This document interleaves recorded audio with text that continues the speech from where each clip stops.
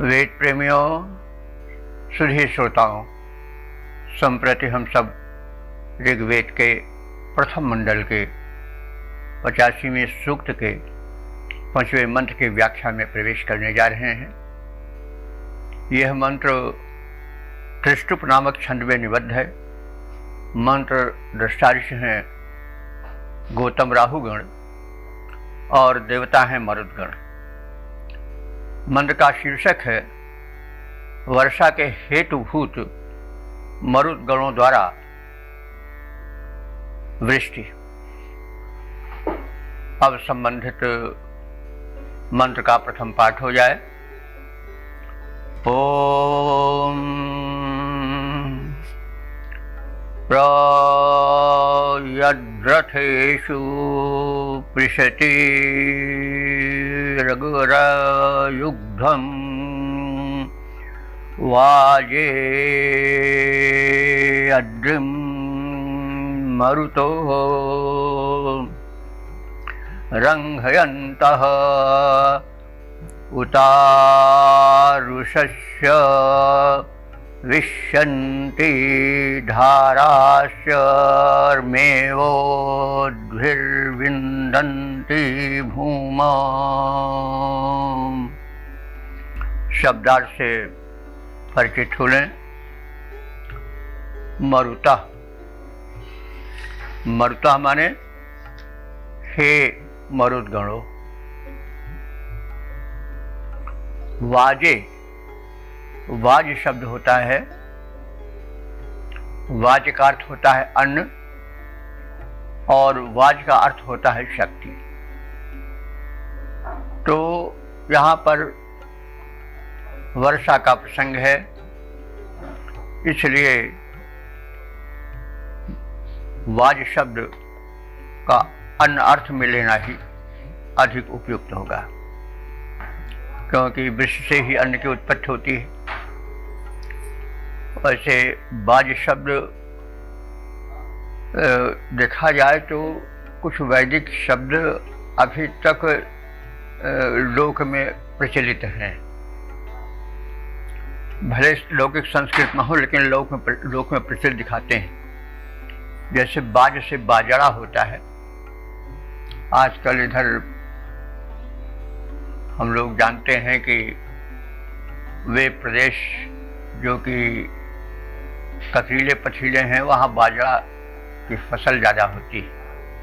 तो पहले बाज अन्न के लिए आता था, बाद में उसको एक विशिष्ट अन्न के लिए प्रयुक्त कर दिया गया, तो बाजरा एक प्रकार का विशिष्ट अन्न हो गया।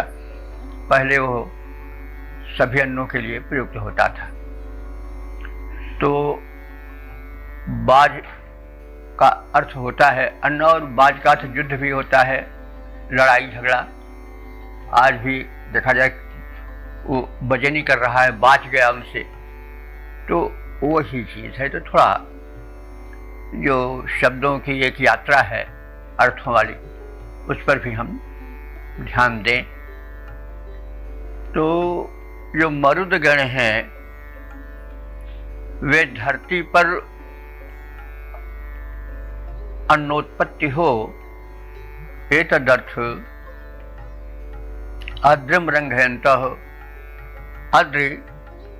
अद्रि वैसे प्रचलित रूप में पहाड़ के लिए आता है, लेकिन अद्रि का हमने देखा है कि ऋग्वेद में मेघों के लिए ज़्यादा, बादलों के लिए ज़्यादातर आता है, क्योंकि वे भी अगर हम ध्यान से देखें तो मेघ नतोन्नत, ऊंचे ऊंचे ऐसे दिखाई पड़ते हैं कि जैसे मेघमाला। तो हमारे यहाँ संस्कृत में जो शब्द बनते हैं वो निरर्थक नहीं रहते, उनका कुछ न कुछ अर्थ रहता है। तो आद्रि यहाँ मेघों के लिए आया है, बरसाऊ बादल। रंघयता माने गति करते हैं, या मेघों को मतलब प्रेरित करते हैं मरुद्गण अद्रम रंग हैता। पहाड़ की भांति विशाल एकत्र हुए आकाश के ऊंचे मेघों को मरुद्गण रंग हैता प्रेरित करते हैं। किस लिए? कि वृष्टि हो और वृष्टि के माध्यम से धरती शस्य संपन्न बने, माने अन्न से परिपूरित हो। तो इस स्थिति में ये मरुद्गण अपने रथों में अयुग्धम, अयुग्धम माने जोड़ते हैं। तो देखो, युग शब्द है नहीं, युग माने जोड़ना होता है। युज, युज से युग बन जाता है। जुआ शब्द जो आता है आजकल प्रचलित है, बैलगाड़ी में नाथा जाता है, जुआ कहते हैं, जुआ कंधे पर रख दिया गया। तो वही अयुग्धम माने वही जोड़ना, नाथना। तो कहाँ? रथ में। तो रथ में जोड़ते हैं। जब कहीं गमन करना होता है तो रथ में कोई पशु यानी घोड़ा आदि जोड़ा जाता है। तो इस प्रसंग में कहा गया है कि मरुद्गण जो हैं उनके वाहन जो रथों में जोड़ते हैं पशु, वे चित्तीधार हिरण होते हैं। तो हिरण कोई बहुत पुष्ट पशु तो होता नहीं घोड़े की तरह, लेकिन वेगवान होता है। तो उसी वेग को ध्यान में रख करके ऋषियों ने मरुतों के वाहन को चित्तीदार हिरणों के रूप में कहा है, गतिशीलता को देख करके। तो ये जो मरुद्गण हैं वो धरती शस्य श्यामला बने, अन्नों से भर जाए, इसलिए वे बड़े बड़े पर्वताकार मेघों को वृष्टि के लिए प्रेरित करने के लिए तत्पर होते हैं और तदर्थ वे अपने रथ में धब्बेदार हिरणों को जोतते हैं। रथेश पृषति, पृषति ही कहते हैं धब्बेदार हिरण को, पृषति। तो चित्तीदार हिरण, हिरण ऐसे होते हैं, एकाध कुछ हिरण जिनमें कि सफ़ेद सफ़ेद बिंदु रहती हैं, चित्तियाँ रहती हैं। तो जो वर्षा के मेघ हैं उनमें कुछ कहीं बहुत काले, कहीं कुछ सफ़ेद, इसी भावना को लेकर के जोड़ा गया होगा। तो जो ये मरुद्गण हैं वे रथेषु अपने रथों में पृषति है चित्तीदार हिरणों को प्रअयुग्धम विशेष रूप से नाथते हैं, जोड़ते हैं। और उत माने तब फिर, यानी रथों को तैयार करके अनरुषस्य धारा, अनरुषस्य माने धूमिल। तो ये विशेषण किसका है? मेघों का। मेघ धूमिल होते हैं, यानी कुछ मटमैले रंग के होते हैं। जो बरसाऊ बादल होते हैं वो कुछ भूरे होते हैं। देहातों में कहावत चलती थी कि कारा बादल जीव डरवावे और भूरा बादल पानी बरसावे। तो बरसाती बादल कुछ भूरे रंग के होते हैं, उसी को यहाँ कहा गया है अरुषस्य। जो मटमैले रंग के, धूमिल रंग के मेघ हैं, उनकी धाराओं को अरुषस्य धारा, धूमिल मटमैले रंगों के मेघों की धाराओं को वे मरुदगण प्रेरित करते हैं, किस लिए? वर्षा के लिए। और उन धाराओं को वे विष्यन्ति माने वेग पूर्वक नीचे गिरने को प्रेरित करते हैं, नीचे माने धरती पर आने की ओर। तो विष्यन्ति माने वेग पूर्वक नीचे गिराने को प्रेरित करते हैं। किनको? अनुरसस्य मटमैले या धूमिल रंग वाले बरसाऊ बादलों की धाराओं को, जल धाराओं को वे प्रेरित करते हैं कि वे भूमि पर वेग पूर्वक गिरें, यानी वृष्टि करें। और ऐसा होने पर होता क्या है कि उद्भी, उद कहते हैं जल को, उदक उसी से बनता है। तो उद्भी माने उदकों द्वारा, जलों द्वारा, वर्षा के जल के द्वारा, उनके प्रवाहों से भूम, भूम माने पृथ्वी, भू विस्तार के कारण भूमि कहा जाता है। तो वे भूमि को शर्म यु, शर्म माने चमड़े की तरह, उन दंत माने गीली कर डालते हैं। तो चमड़ों की तरह गीली कर डालते हैं का मतलब क्या? कि जैसे श्रम करने के बाद किसी के शरीर के चमड़े तरबतर हो जाते हैं, वो उनकी श्रमशीलता के द्योतक होते हैं, उसी प्रकार से उपमा है ये कि जब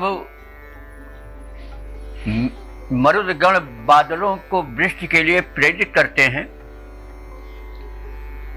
तो फिर वृष्टि धाराएं वेग से धरती पर आती हैं और धरती तरबतर हो जाती है।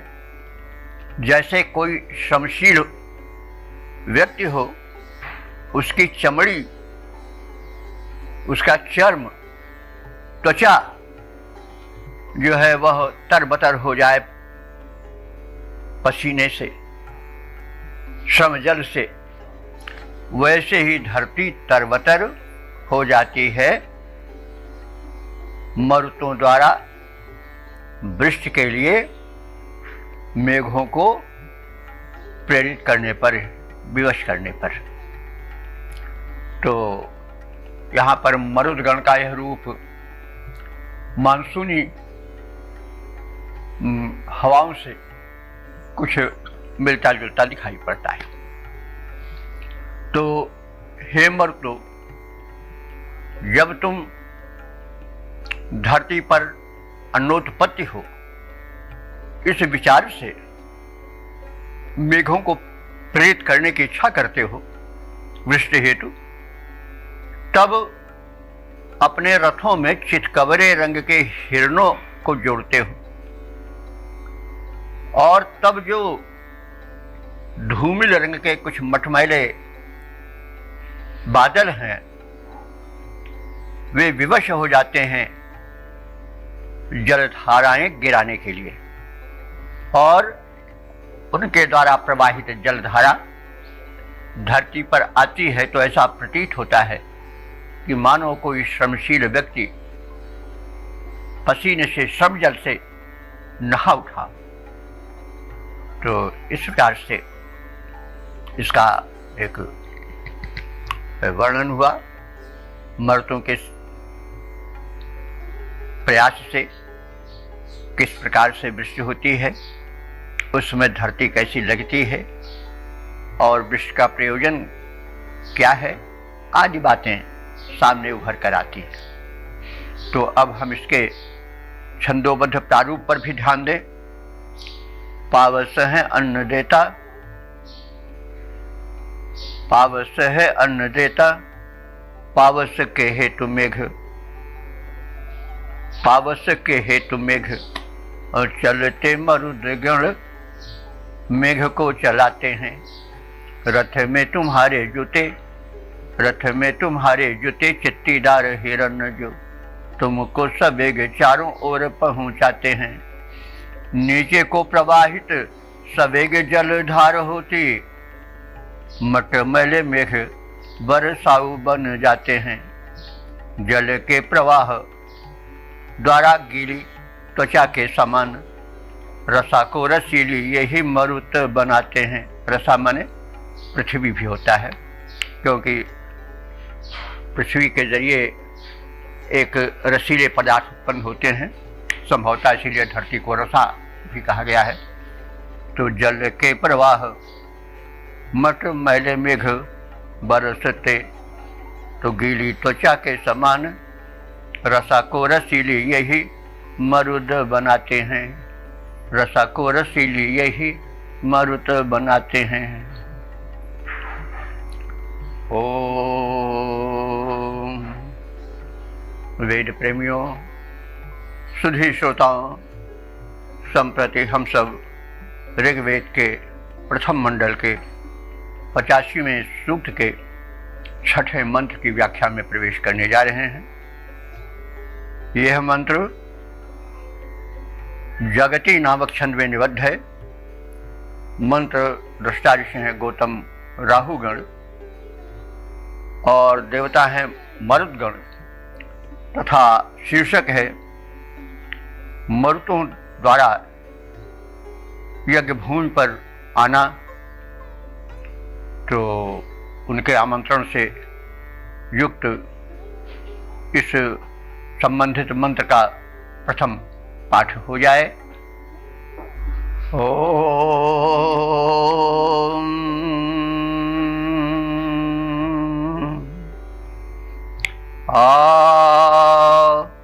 ओ वहन्तु सप्तयो रघुष्यदो रघुपत्वानः प्रजिगात बाहुभिः सीदता बर्हिरुरुवः सदस्कृतं मादयध्वं मरुतो मध्यो वन्धसः। शब्दार्थ से परिचय प्राप्त करें। वह माने तुम सबको, यानी मरुदगणों को। तो तुम सब मरुदगणों को रघुषदः सप्तया। रघुषदः माने तीव्रगामी, तीव्र गति से चलने वाले। कौन? सप्तया। सप्त कहते हैं घोड़े को, और सप्तया उसका बहुवचन है। तो वे घोड़े कैसे हैं? रघुषदः, तीव्र गति से भागने वाले हैं, चलने वाले। तो ये सैनिक हैं, सेनापति हैं मरुदगण, तो उनके वाहन को तीव्र होना ही चाहिए। तो अब यहाँ यद्यपि इनके वाहन को अश्व बताया गया है, सप्त, सप्त कहते हैं घोड़े को, अश्व को। वैसे पिछले मंत्रों में चित्तीदार हिरण को बताया गया है, पृषति जिनको कहा गया है। लेकिन बड़े लोगों के तमाम वाहन होते हैं, कार भी, हेलीकॉप्टर भी, और भी तमाम तरह तरह के। तो इसलिए यहाँ पर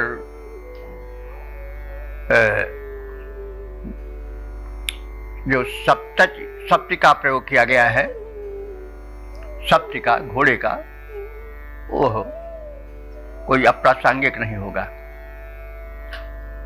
तो इन मरुदगणों के रथों में तीव्रगामी अश्व भी रहते हैं जुड़े हुए, और ऋषि अथवा यजमान प्रार्थना कर रहा है कि हे वृष्टि के प्रेरक तीव्रगामी मरुदगणों, तुम अपने वेगशाली अश्वों पर चढ़ करके अथवा उससे जुटे हुए रथ से इस यज्ञ भूमि पर आओ।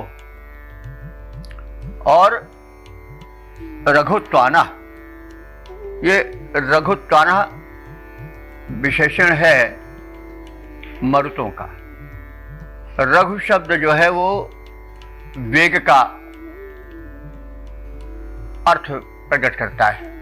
वैसे हम लोग रघु जानते हैं रघुकुल के अर्थ में, लेकिन नाम भी रखा जाता है तो किसी विशेषण को, किसी सार्थकता को लेकर रखा जाता है। आज तो लोग वैसे रख देते हैं नाम, जो है नाम लक्ष्मी नारायण, और जो है वो भिक्षा याचन कर रहे हैं, तो कौड़ी के आदमी को भी लक्ष्मी नारायण नाम रख देते हैं। लेकिन पहले जो नाम रखने की परंपरा थी वह गुण के हिसाब से रखी जाती थी। तो रघु शब्द जो हम लोग जानते हैं वो तो रघुकुल राजा रघु को जानते हैं, लेकिन यहाँ पर रघु का जो व्युत्पत्ति परक शब्द है उस अर्थ में प्रयोग द्रष्टव्य है। तो यह विशेषण आया है रघुपत्वाना, मरुतों के लिए जो कि बड़े वेग से गतिशील होते हैं। तो हे रघुपत्वाना, हे शीघ्र गमन करने वाले, तीव्र गति से चलने वाले मरुद गणों, तुम रघुशतः सप्तयः तीव्रगामी अपने घोड़ों से अथवा उनके द्वारा खींचे गए रथों से या रथ से आओ। तो कैसे आओ? बाहु भी माने भुजाओं द्वारा बहुत से धन को धारण करते हुए अथवा अपनी शक्तिशाली भुजाओं के बल को दिखाते हुए तुम आओ। और प्रजिगात, प्रजिगात माने आगमन करो। मरुतः, हे मरुतो, वह माने तुम सबके लिए। उरु सदह, हम सब भी तत्पर हैं स्वागतार्थ, और तदर्थ उरु सदह, उरु कहते हैं विस्तृत, और सदह माने बैठने का स्थान। तो हम विस्तृत बैठने के स्थान का प्रबंध तुम्हारे हेतु किए हैं, क्योंकि इनका गण है ना, एक दो तो है नहीं। तो जब ये 49 संख्यक है तो ऐसा न सोचें कि हम चले इतने लोग कहाँ बैठेंगे। तो पहले सूचना दे दी जा रही है कि आप सबको बैठने के लिए विस्तृत स्थान यज्ञ भूमि तैयार है। तो उरु सदाह, उरु माने व्यापक, सदाह माने बैठक, भवन, घर आदि। तो यज्ञशाला जो है वो हमारी बड़ी विस्तृत है, और विस्तृत यज्ञशाला तुम्हारे बैठने के लिए हम लोग तैयार किए हुए हैं। तो वरही, वरही कहते हैं कुश को। तो कुशासन भी बिछा हुआ है। तो अस्तु आस शीदंत, तुम आकर के इस कुशासन पर बैठो। मध्वा अंधसः, मध्वा माने मधुर, अंधसः माने अन्न, और नैवेद्य रूप में प्रस्तुत मधुरान्नों का सेवन करो, भक्षण करो। और मादयध्वम, उससे मुदित हो जाओ, प्रसन्न हो जाओ, हर्षित हो जाओ। तो ये अंधस कहते हैं अन्न को। तो मधुर अन्न ज्यादातर सोम के लिए हिंद के अर्थ में तो सोम ही ज़्यादा कहा जाता है। वैसे अंधस माने अर्थ, उसका जो अर्थ होता है वो होता है अन्न को। तो मधुरान्न जो तुम्हारे उपभोग हेतु हम लोग प्रस्तुत किए हैं, उसका सेवन करो और हर्षित हो जाओ, प्रसन्न हो जाओ।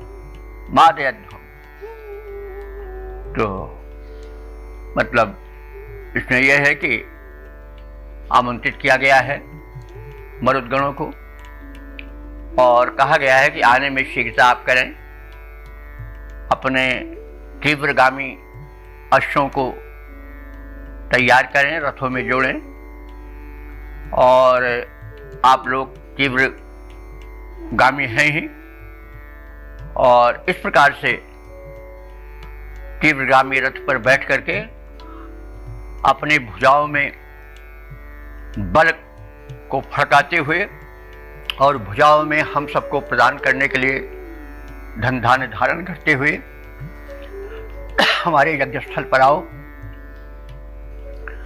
हमारा यज्ञ स्थल विस्तृत है और उस पर कुशासन बिछा हुआ है।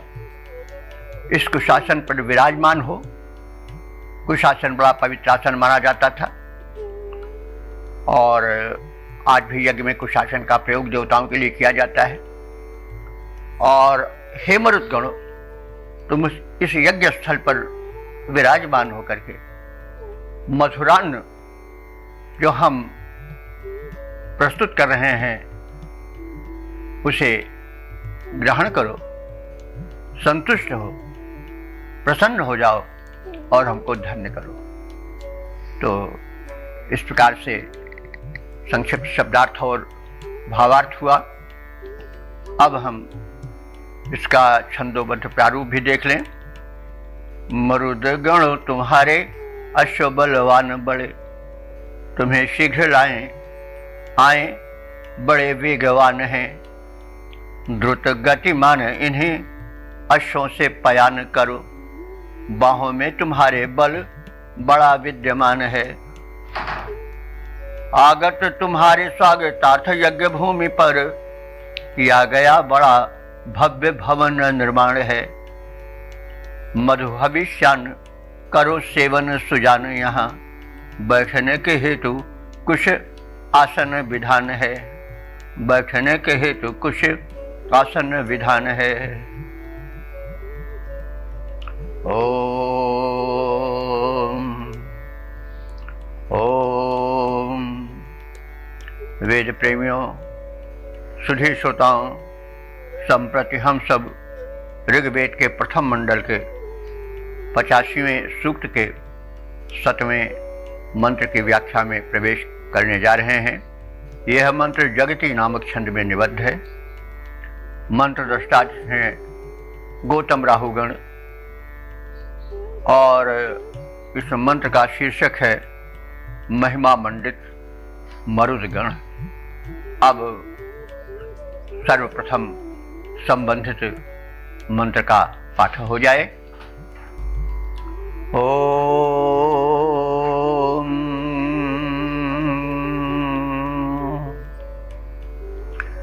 ते वर्धन्त शतवसो महित्वना नाकतस्थुरुरु चक्रिरे सदः विष्णुर्यद्धावद वृषणं मदच्युतं वयो न सीदन्नधि वर्हिषि प्रिये। शब्दार्थ से परिचय प्राप्त करें। मर्तों का महिमा मंडन करते हुए ऋषि कह रहा है कि ते माने वे माने वे मरुद गण, बहुवचन है क्योंकि ये 49 संख्यक हैं। तो वे मरुद गण स्व तवसा अपने ही बल से,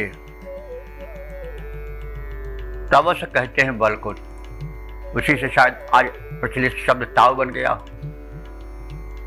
तो तवसा जो मरुदगण हैं वो किसी के बल से बलवान नहीं, वे स्वतवसा अपने ही बल से बलवान हैं और वे अवर्धत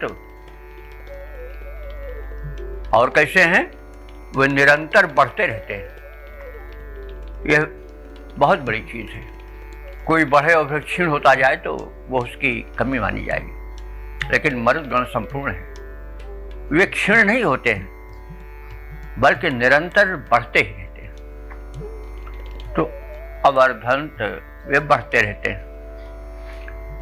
महित्वना और वे बड़े महिमा मंडित हैं और अपने इसी महित्वना माने बड़प्पन से, महिमा से वे नाकम आतस्थु, नाक कहते हैं स्वर्ग को,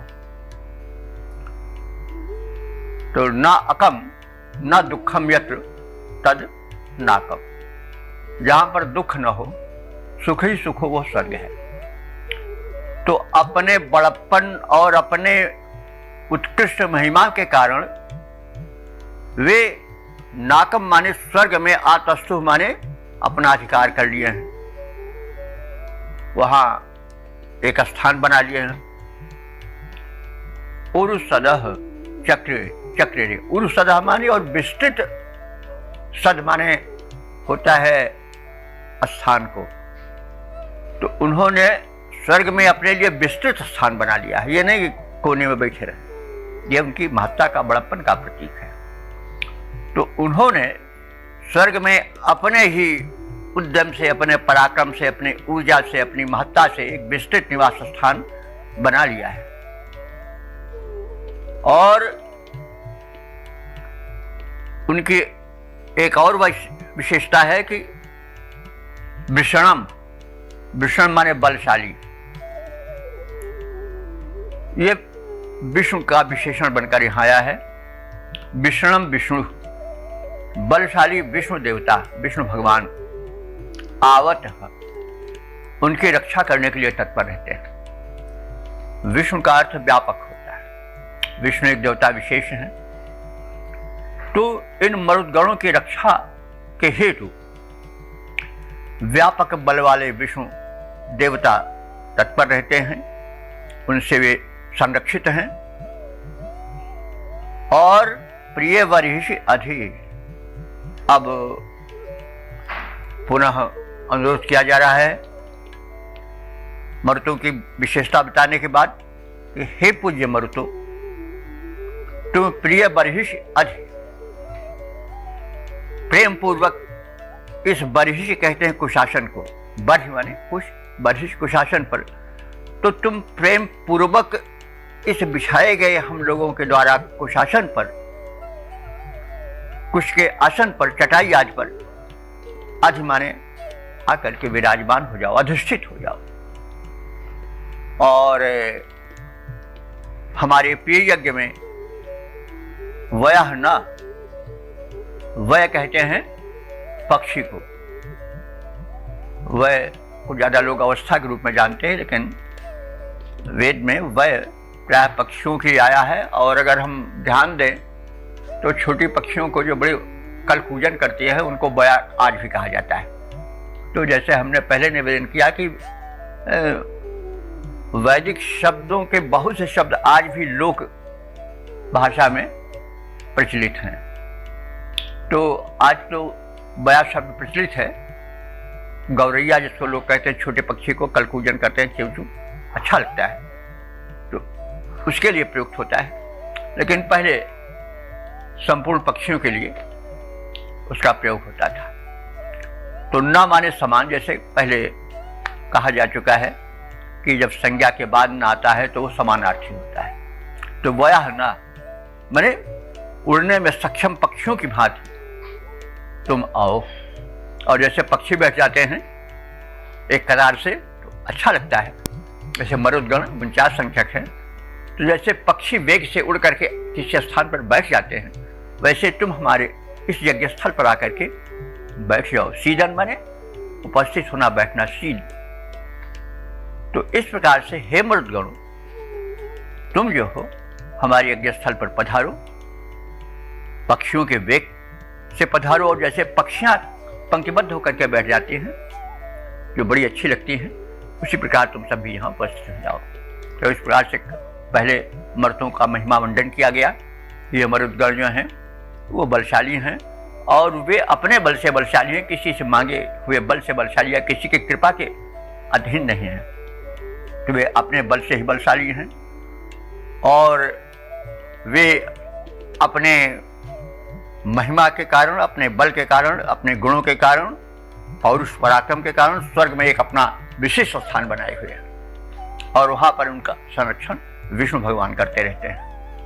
और ऐसे मरुदगणों से अनुरोध है कि हमारे इस यज्ञ भूमि पर आएं और पक्षियों के समान वेग से उड़कर आएं और एक पंक्ति में विराजमान हो जाएं। उनके हित को शासन हम लोग बिछाए तैयार हैं। तो इसके हम पद रूपांतरण पर दृष्टि डालें।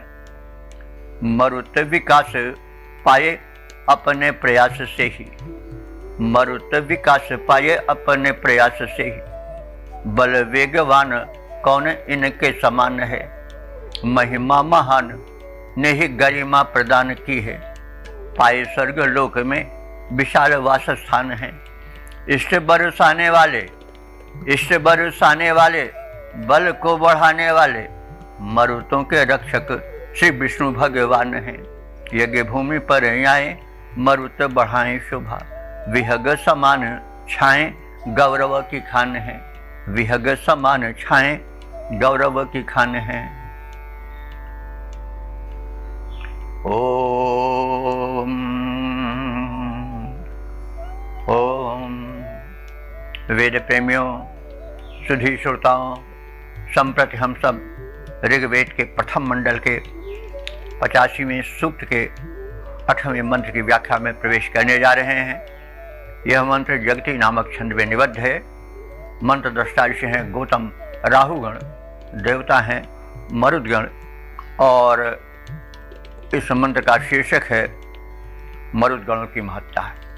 अब संबंधित भावों को भरे हुए इस मंत्र का प्रथम पाठ हो जाए। ओम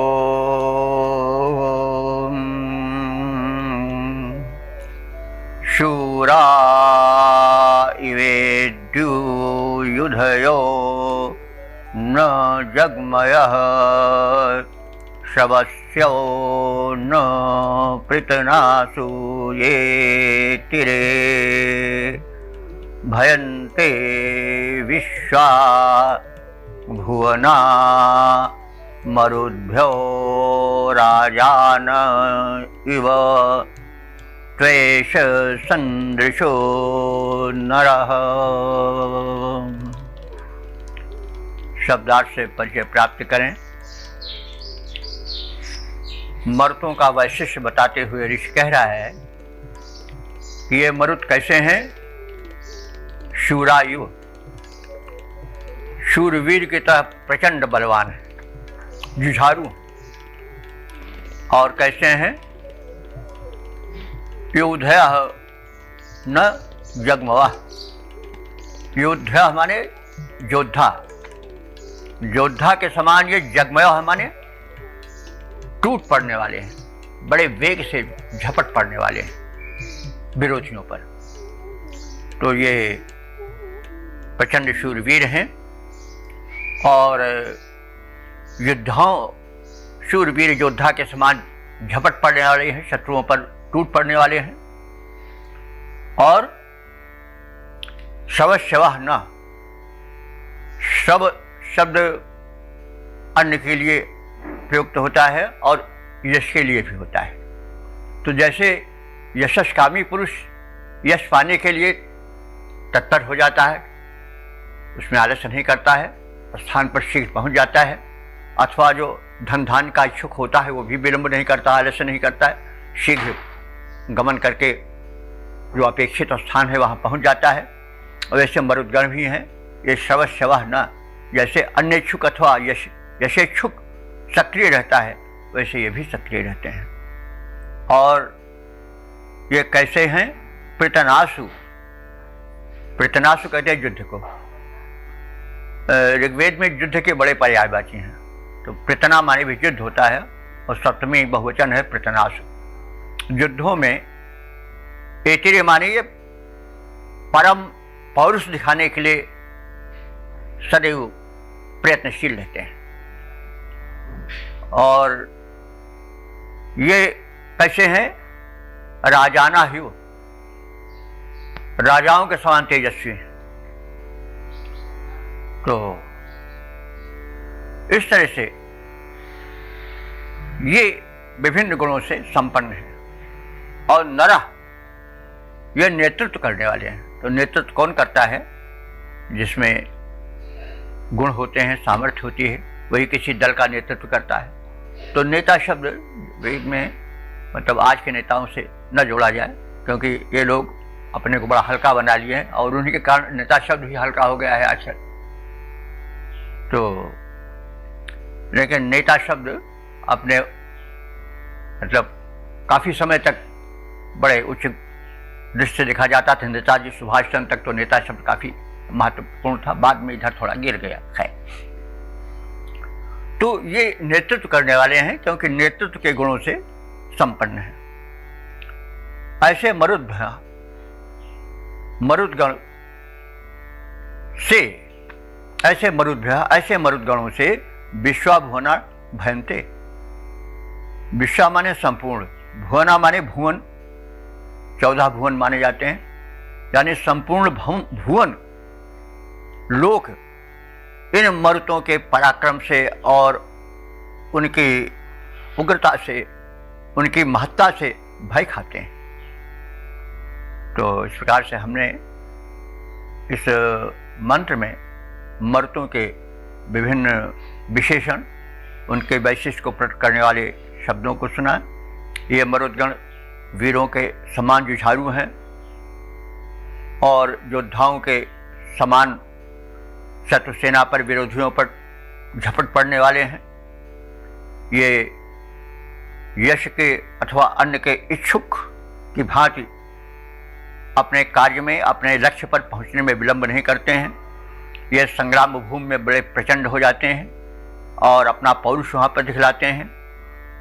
ये राजाओं के समान तेजी से विराजमान रहते हैं, संपन्न रहते हैं और इनके प्रताप के कारण संपूर्ण लोक इनसे भय खाते हैं। अब संबंधित पद रूपांतरण से परिचित हो लिया जाए। वीरों के समान हैं जुझारू गर्जमान उग्र। वीरों के समान हैं जुझारू गर्जमान उग्र। आक्रमणकारी योद्धा सम बन जाते हैं। जेता ज्यों जय इच्छा कीर्ति कामना विशेष जोर। पौरुष प्रचंड युद्ध मध्य दिखलाते हैं। राजा के समान तेज पूरित विराजमान। नेता के समान अग्रगामी कहलाते हैं। तीव्र गतिमान बल पौरुष निधान घोर। कंपमान लोक मरुतों से भय खाते हैं। कंपमान लोक मरुतों से भय खाते हैं।